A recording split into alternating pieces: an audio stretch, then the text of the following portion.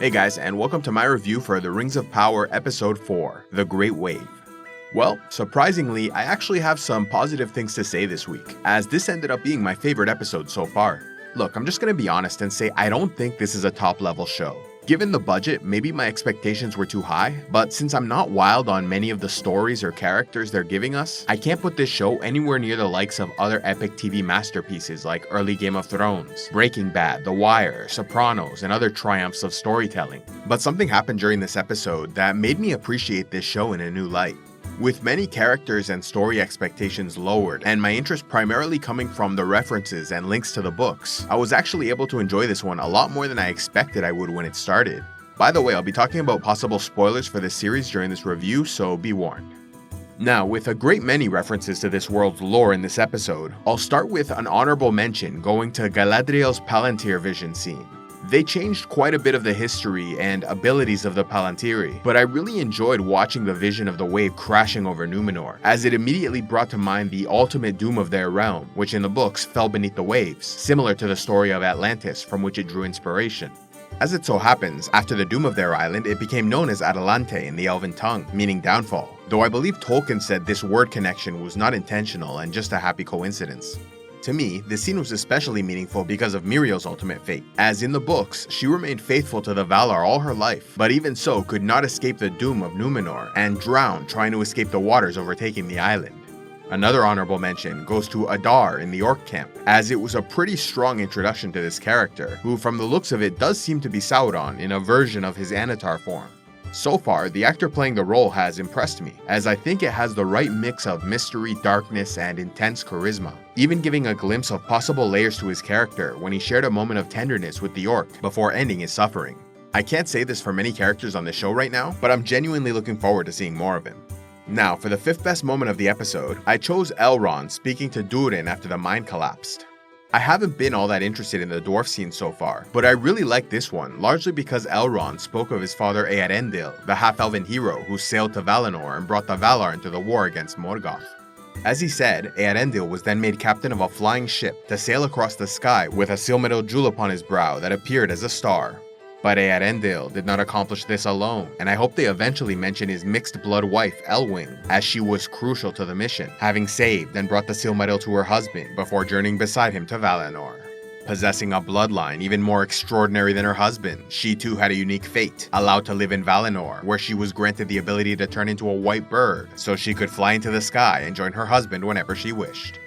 Moving on to the number 4 spot, I went with Galadriel being jailed after her outburst in front of the Numenorian Queen Regent.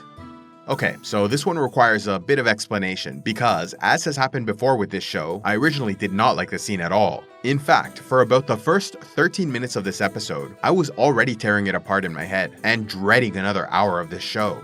The biggest issue I had during these opening scenes is one that's been prevalent throughout the series so far, and that's the character Galadriel behaving so unbelievably ridiculous. I can't help but dislike every scene she's in.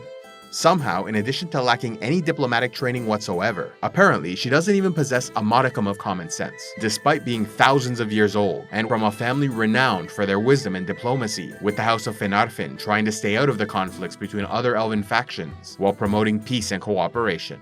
But then suddenly, it hit me. She isn't behaving like the Galadriel I know from the books, but there are other elves who I could very much see acting with similar arrogance and hostility, who might insult a monarch to their face, no matter the consequences. And that's when I realized Galadriel's actually behaving like one of her cousins, the sons of Feanor, specifically Celegorm or Curufin, the father of Celebrimbor, both of whom were brash, aggressive, petty, belligerent, and unapologetically defiant, pursuing their goals by any means and at any cost.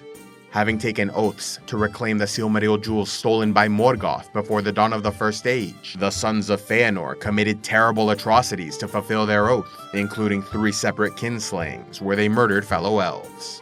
Yet even among those who would commit such malice, Celegorm and Curufin were the most merciless and outspoken, having once conspired to remove Galadriel's brother Finrod from power in Nargothrond, causing him to go into exile with only a few companions, who were unable to adequately defend him from their enemies, resulting in his death. Celegorm and Curufin were so brazen, they spoke out against King Finrod to his face, and in front of the royal court in Nargothrond, and that's what came to mind during this Galadriel scene, as she brazenly insulted a monarch in public. I don't know if this is intentional, but since Galadriel has taken an oath to defeat Sauron, to me, it seems like this is her version of the Oath of Feanor, which explains why she's behaving like one of the sons of Feanor, willing to bulldoze her way to achieving her goals. Once I made this connection and started seeing Galadriel as one of the sons of Feanor, I suddenly started to enjoy her scenes a lot more. This is not the Galadriel from the books, and it's a shame we'll never get a glimpse into that great character. But now that I see this connection and parallel to the Sons of Feanor, her actions make much more sense. In fact, I can absolutely see Celegorm or Curufin behaving exactly like she did in this episode. Now, for the third best moment of the night, I went with our first look at Tar Palantir on his deathbed.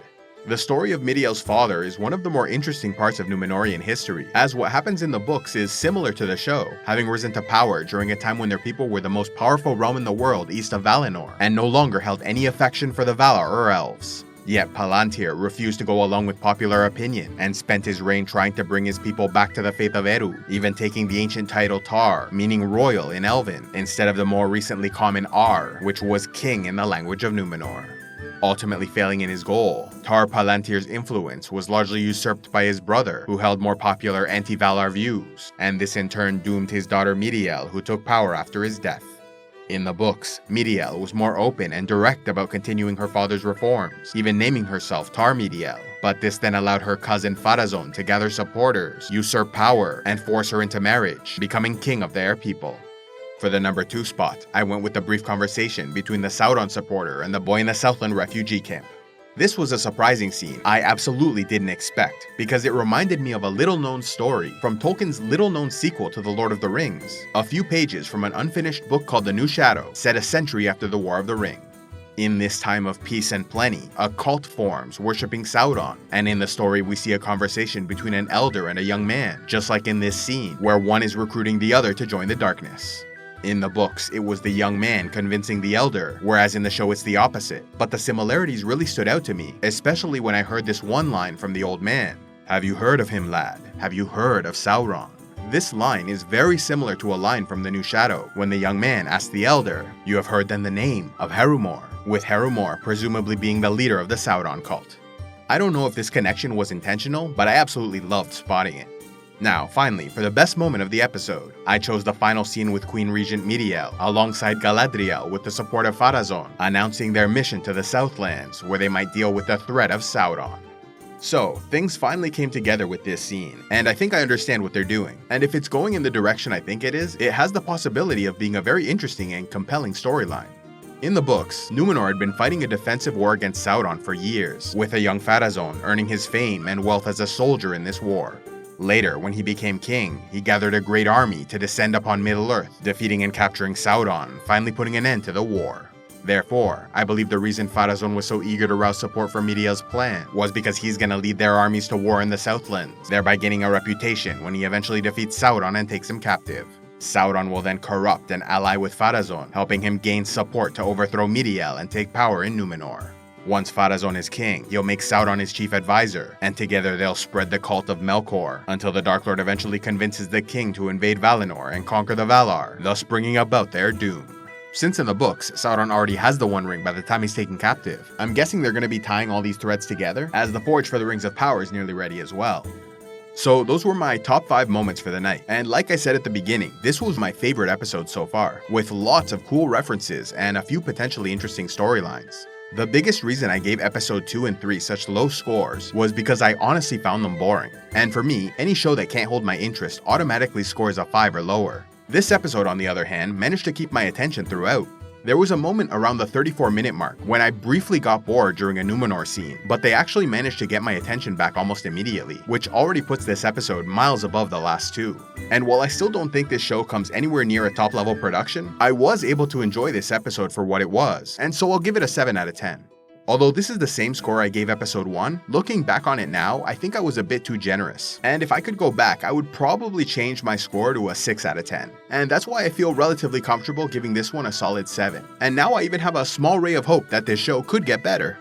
So that's it for my review of The Rings of Power Episode 4. I'm curious to hear your thoughts, so be sure to let me know in the comments below. Do you agree that this was the best episode so far? Do you disagree? And I'm most curious to hear what you think of the link I made between Galadriel and the Sons of Feanor. Is there any chance this was intentional, or am I making these connections up in my head? Please let me know what you think, and like always, be sure to check out my spoiler-free Prelude to the Rings of Power video, as well as my spoiler-filled videos about the Rings of Power, Kingdom of Numenor, and Second Age, which go over all the events of this period in detail, links found below. So, that's it for now guys, thank you all for watching and I'll see you in the next one.